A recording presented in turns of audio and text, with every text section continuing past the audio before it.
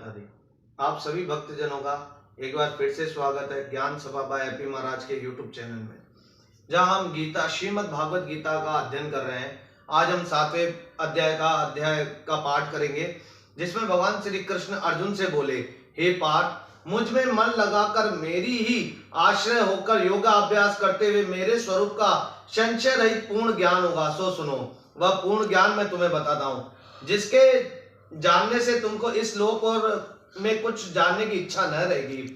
सहस्त्र मनुष्य में कोई ऐसा ही मनुष्य होगा, या 1000 मनुष्य में कोई ऐसा ही मनुष्य होगा जो सिद्धि साधना के लिए जाता है। उन सिद्धि करते हुए 1000 सिद्धों में कोई ऐसा सिद्धि पाने वाला योगी मुनि होगा जो मेरा ध्यान कर पाएगा या मुझे थोड़ा बहुत समझ पाएगा।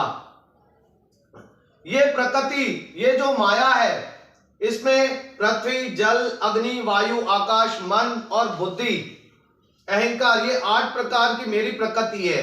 इस प्रकृति को अपरा अचेतन अर्थात जड़ कहते हैं। और हे महाभाव, इससे दूसरी प्रकृति चेतन है, जिसने संपूर्ण जगत धारण किया है। इन्हीं दोनों प्रकृतियों में सब प्राणी मात्र उत्पन्न होते हैं, ऐसा जानो। ये प्रकृति हमसे उत्पन्न होती है। जिस प्रकार से हमें इंद्रियां विवश करती है किसी भी कार्य को करने के लिए, मैं पहले भी ये चीज को समझा चुका हूं कि हमारी जो 10 इंद्रियां हैं, ज्ञानेंद्रियां और कर्मेंद्रियां, वो हमें किसी भी कर्म को करने के लिए विवश करती है।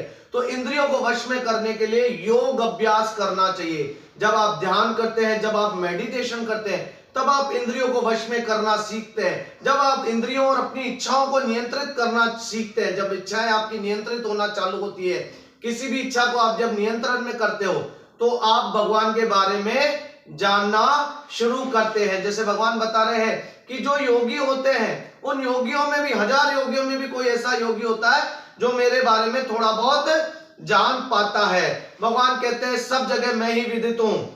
जल में रस में हूं, चंद्रमा में रोशनी में हूं, सूर्य में प्रकाश में हूं, सब वेदों में प्रणव में हूं, यानी ओमकार की ध्वनि में हूं, आकाश में शब्द में हूं, पुरुषों में पुरुष में हूं।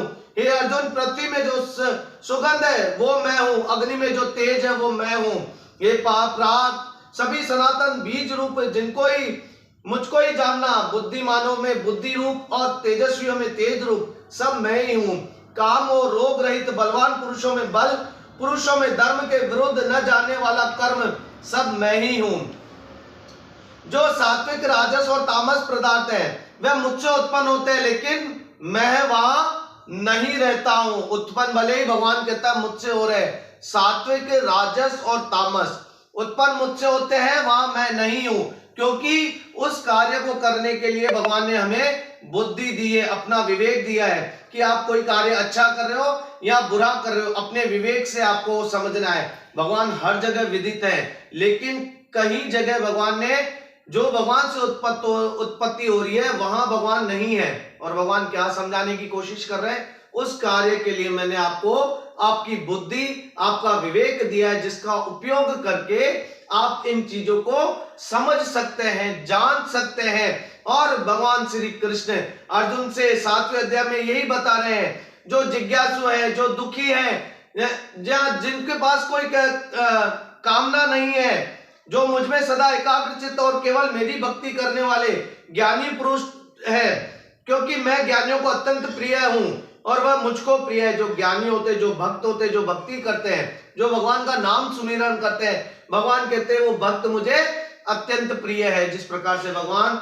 बार बार गीता में एक ही बात को समझाते जाते हैं कि हर जगह मैं ही विदित हूं, मैं ही कर्म हूं और मैं ही करता हूं। तो हमें कभी भी इन चीजों का भेद नहीं जान के अपने कर्म को सुचारू रूप से करना चाहिए। हमें कोई भी कर्म करते वक्त कर्ता नहीं बनना चाहिए, सिर्फ भगवान का ध्यान करके कर्म ही करना चाहिए। गीता के 7वें अध्याय में भगवान श्री कृष्ण अर्जुन को यही समझा रहे। बोल श्रीमद् भागवत गीता की जय।